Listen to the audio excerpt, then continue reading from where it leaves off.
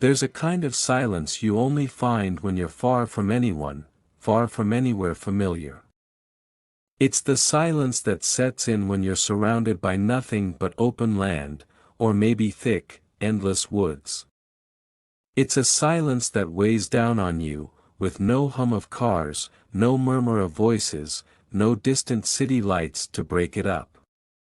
Just stillness, so complete it starts to feel unnatural. You're standing there, breathing, but even that seems to get swallowed up by the dark around you. People go their whole lives never feeling this kind of isolation. They spend their days surrounded by others, wrapped in the comfort of routine sounds and sights, thinking that they know what it means to be alone. But real solitude, the kind you find in the middle of nowhere, changes everything. It's a place where your own heartbeat can feel too loud, where the slightest rustle or creak can set your nerves on edge, because out here, every noise stands out. And it doesn't take long before you start wondering if maybe you're not really alone at all, out here, where there are no witnesses, no quick exits, the line between imagination and reality thins. You might think you see something out of the corner of your eye, but when you turn, there's nothing there. You tell yourself it's just a trick of the mind, but then you see it again. And again. The shadows start to seem darker, as if they're hiding something. And the air feels colder, pressing in on you, urging you to leave. But there's nowhere to go, nowhere to hide. It's just you, and whatever might be lurking beyond what you can see. These are the places where reason slips away. Where logic starts to unravel, and the things we dismiss as mere stories start to feel terrifyingly close. The middle of nowhere can hold secrets, things that wait just out of sight, just out of reach. And for those who find themselves there, the only certainty is that they don't know what might be watching, or how long it's been watching, waiting for them to step a little closer. These are the accounts of people who thought they were simply passing through a quiet place. A lonely stretch of road, a forgotten gas station, an empty field. They thought they were just taking a moment to rest, to clear their mind, unaware that something was already watching. They thought they could ignore the shadows, the stillness, the feeling of unseen eyes fixed on them. But then, piece by piece, the reality they knew started slipping away, and they found themselves face to face with something far darker, something that didn't belong in the world they knew. These are the stories of people who believed they were alone, until the truth came creeping in the form of faint whispers, cold shadows, a glimpse of something they couldn't quite see. They tried to tell themselves it wasn't real. Tried to reason it away, but the middle of nowhere doesn't care about reason. It doesn't care if you believe.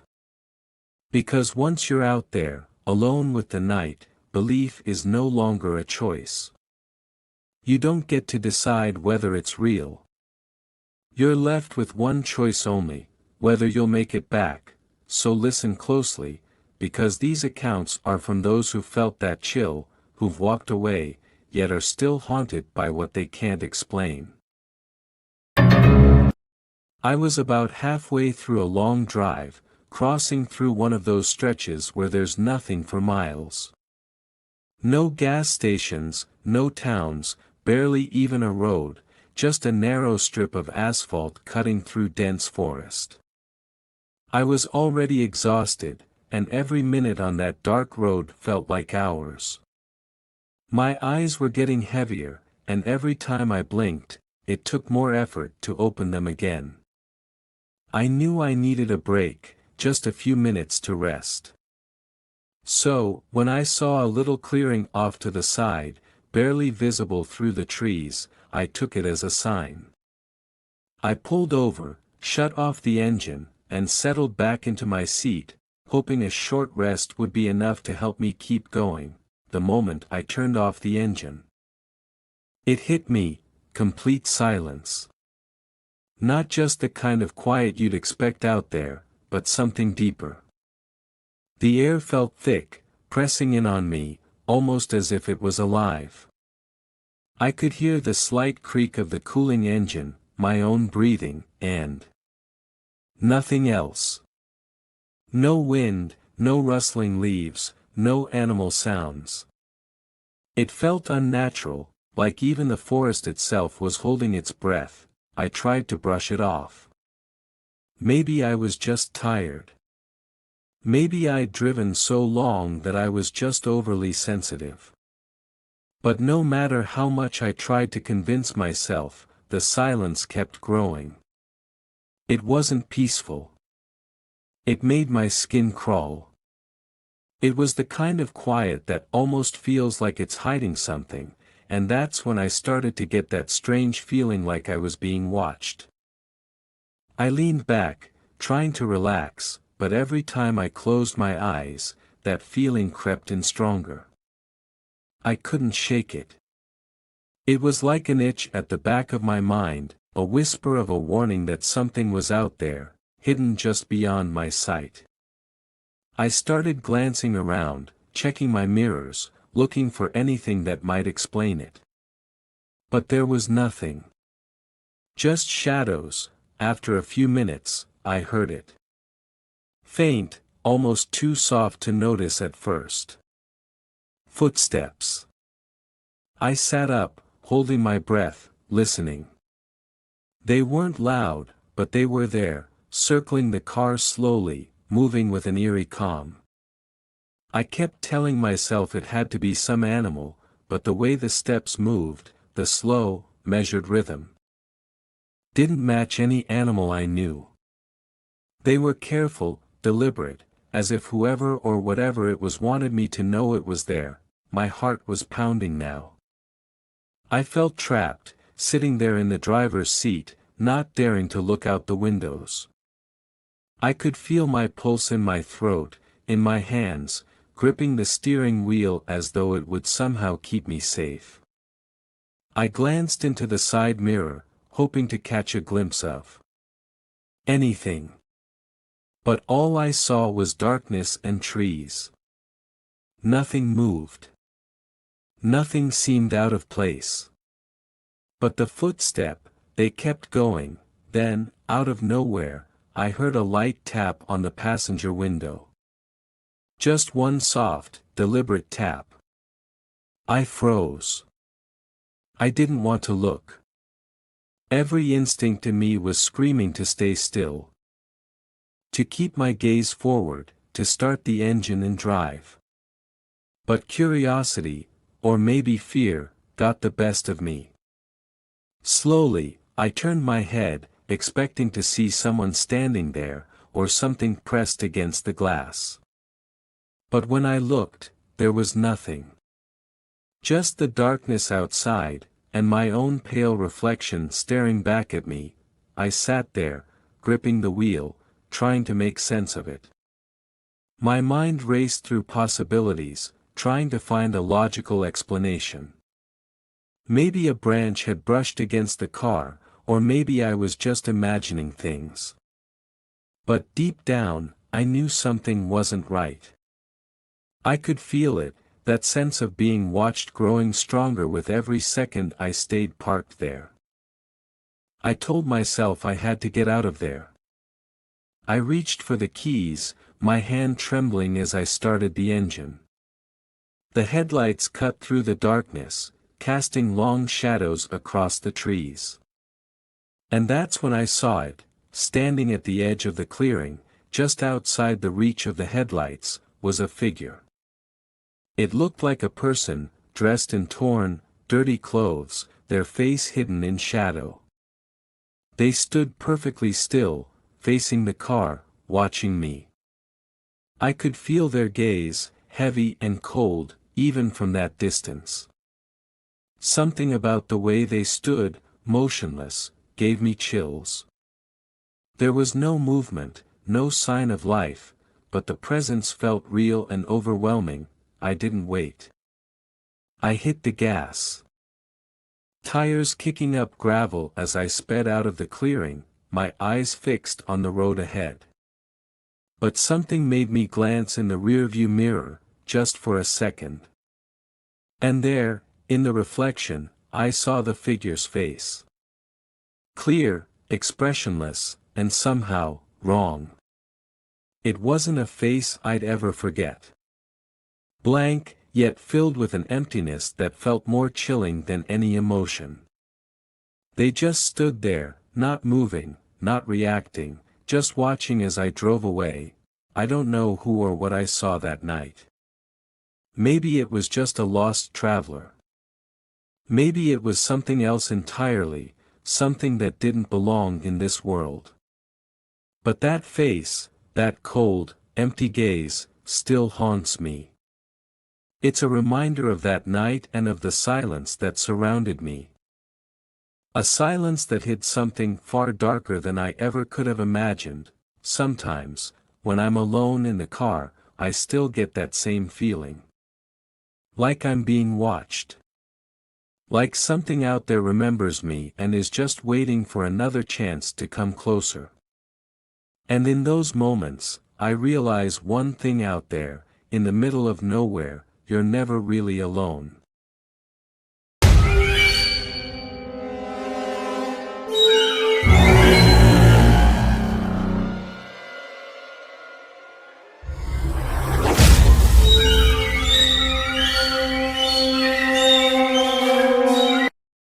I'd been driving for what felt like an eternity, alone on a stretch of road that seemed to go on forever. There was no cell service out there, no other cars, no signs of life at all. The gas gauge had been creeping toward empty for miles, and with each mile, that knot of worry in my stomach got a little tighter. I kept glancing down, hoping maybe it would hold out just a little longer, but I knew I was running out of time. Just as I was starting to accept that I might end up stranded, I spotted it. Off to the right, a flicker of dim light broke through the darkness. It was an old gas station, barely lit, set back from the road. The place looked like it hadn't seen a customer in years. The sign was faded and cracked, the walls were peeling, and the windows were covered in dust so thick I could barely see through them. The lights over the pump were flickering, casting an eerie glow across the broken asphalt. Everything about it felt off. But I didn't have a choice. I had to stop. As I pulled in, I scanned the place, trying to shake the unsettling feeling building in my chest. The building was squat, with boarded-up windows on one side, and a door that looked like it had been painted and repainted 100 times over the years. The pavement was cracked, weeds poking up through every gap, like nature had been slowly trying to reclaim the place. And the silence. It was heavier than anything I'd ever felt. Even the air seemed stale, hanging around me, making every sound feel too loud. I stepped out of the car and felt the crunch of gravel under my feet as I walked toward the pump. The light overhead buzzed and flickered, casting my shadow across the cracked ground in strange, distorted shapes. The air was cold, colder than it should have been for that time of night. As I started filling the tank, I tried to shake off the feeling that something was wrong. But as I looked around, every little detail made that feeling worse. The windows were so dusty, it was impossible to see anything inside clearly. There were shelves near the entrance, just barely visible through the grime, but everything looked untouched. Like it had been sitting there for years, forgotten. Then, as I glanced up, something caught my eye. Movement, just behind the glass. It was quick, just a blur of shadow near the back of the store, near the counter. I squinted, trying to make out any details, but the dirt on the windows made it nearly impossible. I thought I saw someone standing there, just out of the light, but I couldn't be sure. My hands tightened around the pump handle, and I felt my heart start to race. Was someone in there, watching me? I kept telling myself it was just my mind playing tricks, that maybe it was just a mannequin or a shadow. But I couldn't shake the feeling that I was being watched. Suddenly, a crackling sound cut through the silence, making me jump. I looked up and saw an old speaker mounted above the pump, covered in rust and dust. The sound coming from it was static, but it was growing louder, almost deafening. And then, faintly, I thought I heard a voice. It was garbled, barely more than a whisper through the static, but it sounded like someone trying to speak. I leaned in, straining to hear, but the words twisted and warped, making no sense. Just when I thought I might make something out, the voice faded, leaving nothing but silence. It was almost worse than the static. I felt an icy chill creep up my spine, and every instinct told me to get back in the car and drive.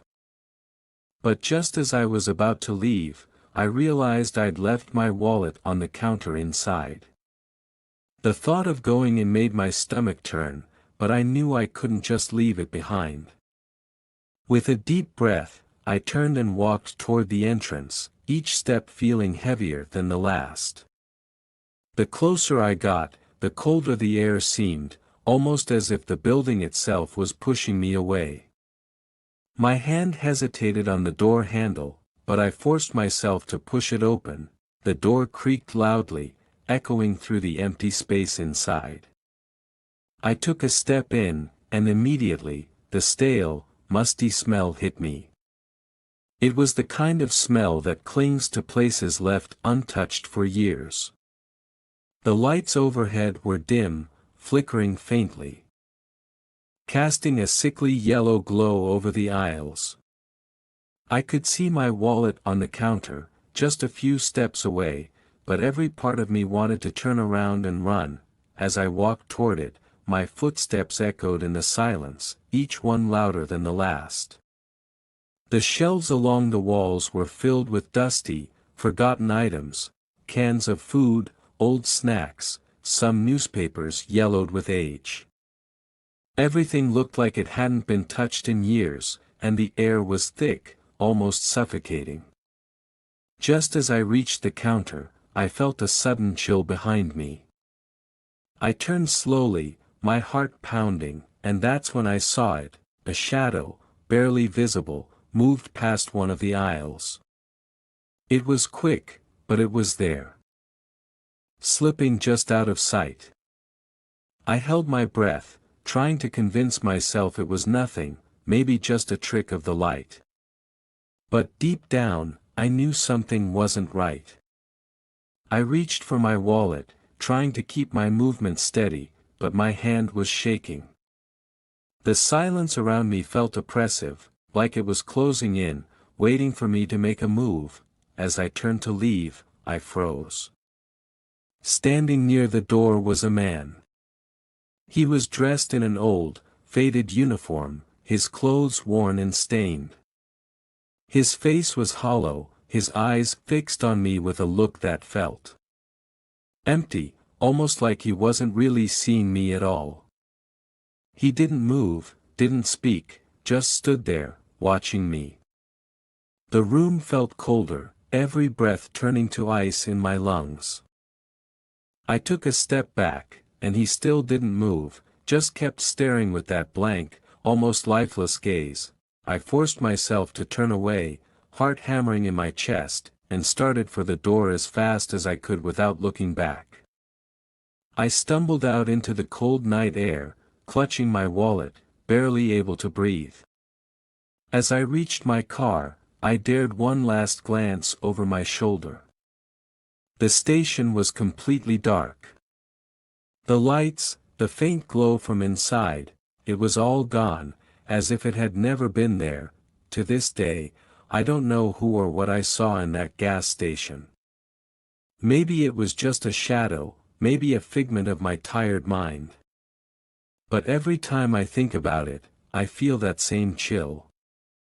And sometimes, when I'm out on the road alone, I catch myself looking over my shoulder, half expecting to see that hollow face watching me. I learned one thing that night: sometimes, it's better to keep driving, no matter how low on gas you are.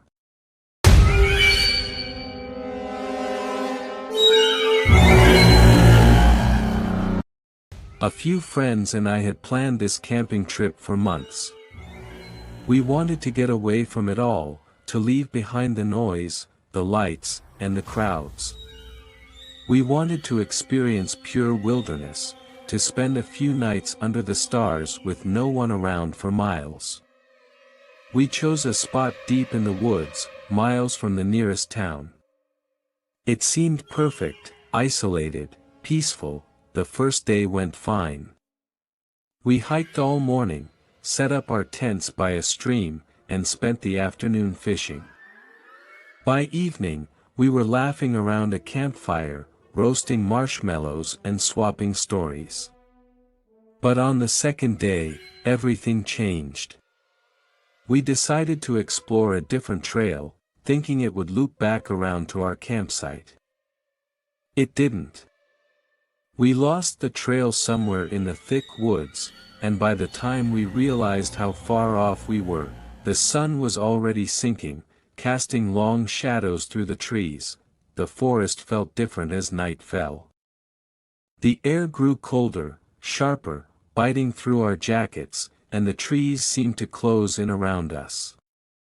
We tried not to panic, but every time we checked the map, it seemed like we were just getting more lost. The shadows grew deeper, and the sounds of the forest faded, leaving only an eerie silence. Just when we thought we'd have to spend the night out there, we spotted it, the cabin. It looked like it had been there forever, barely visible through the trees, half buried in vines and undergrowth. The walls were worn, weathered, and cracked in places, and the roof sagged under the weight of years. There was a strange relief that washed over us when we saw it. Even though it looked abandoned, it was shelter. A place to escape the cold and wait for morning. We hurried over, our footsteps crunching on dead leaves and broken branches as we made our way toward it. As we reached the door, a musty, stale smell hit us, thick, heavy, like a mix of mold and something that had been left to rot. It was so strong that a few of us hesitated, looking at each other, wondering if we really wanted to go in. But the night was closing in fast, and we didn't have much of a choice. I pushed the door open. And it creaked loudly, the sound echoing through the quiet woods.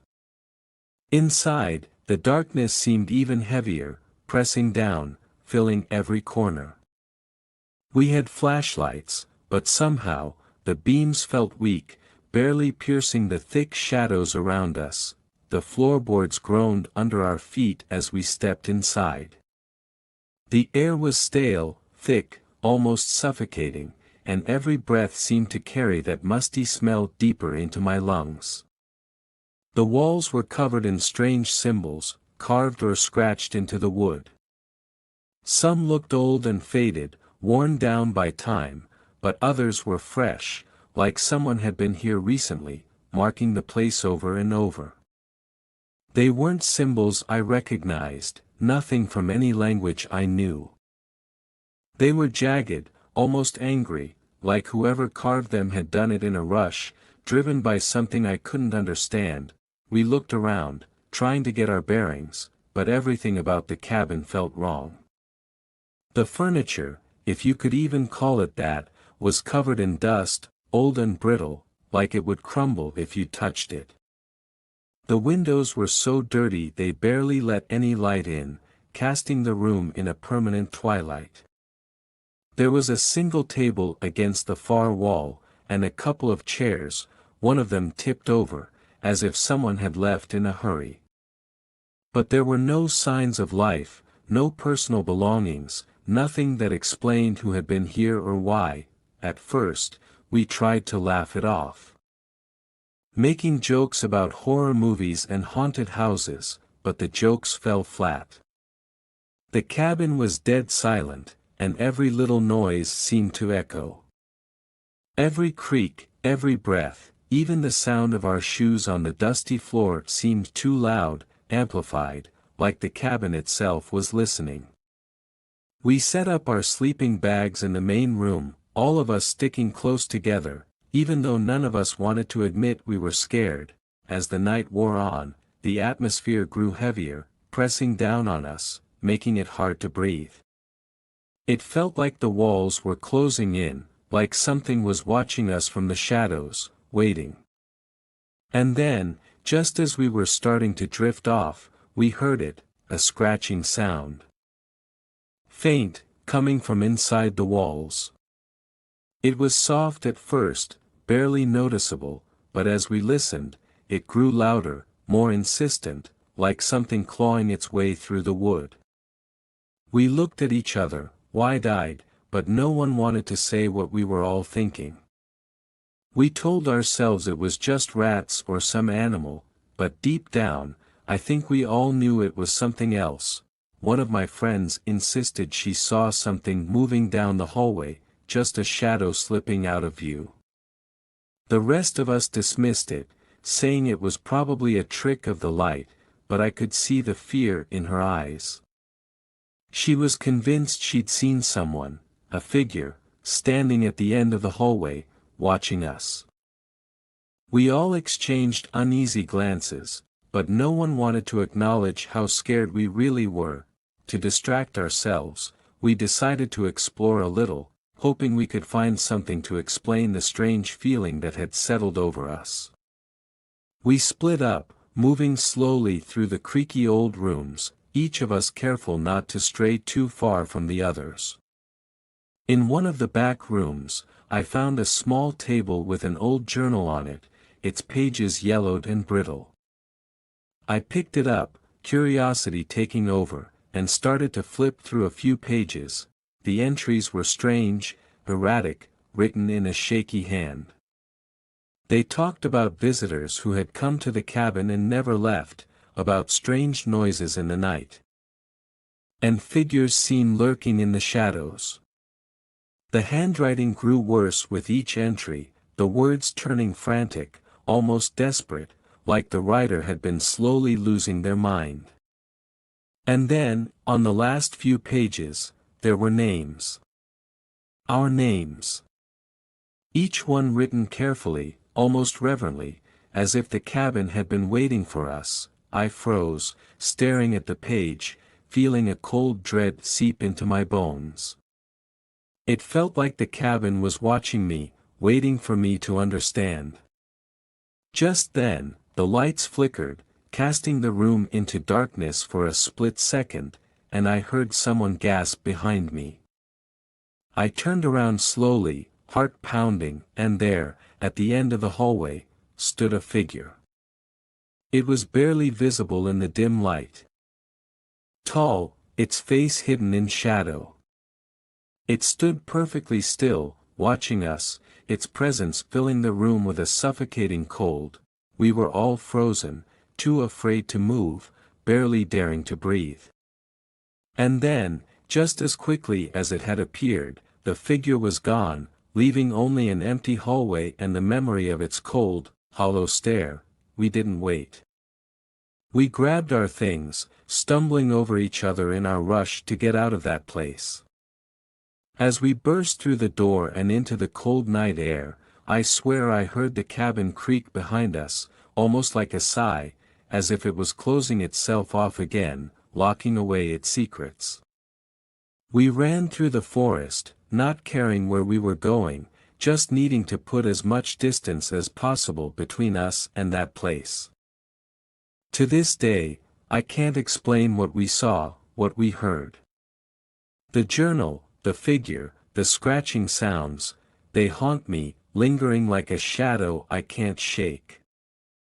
I wonder sometimes if we were meant to find that cabin, if it had been waiting for someone to stumble across it again, to keep it company for just one more night. I'll never go back, and I still can't shake the feeling that somewhere, deep in those woods, it's still waiting. Out there, in the middle of nowhere, silence has a way of changing. What seems calm and empty in the light of day can turn dark and heavy once the sun sets. The emptiness feels alive, like something is waiting, hidden just beyond where your eyes can see.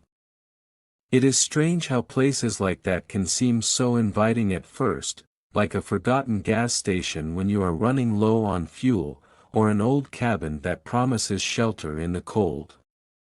But as these stories show, there is often more lurking in those places than we would ever expect. Perhaps there is a reason these places were left behind, left to fall apart and fade from memory. Maybe they were abandoned with purpose. They are the places that pull you in with a quiet kind of loneliness, only to reveal something far darker when you are already too close. And sometimes, even when you leave, a part of that darkness follows you back, waiting in the corners of your mind, just when you think you are safe. It is strange how these memories linger, how the sense of something unseen can cling to you long after you have left. So, after hearing these stories, would you still brave the middle of nowhere? Or would you take a different road, choose to stay on paths where you can see what lies ahead, where the lights and sounds of others remind you that you are never alone? Let me know what you think in the comments below. If you enjoy these stories and want to hear more, make sure to subscribe and turn on notifications. That way, you will never miss out on the next journey into the unknown. And remember, the scariest places are not always far away. Sometimes, they are closer than you realize, just waiting for the right moment to make themselves known.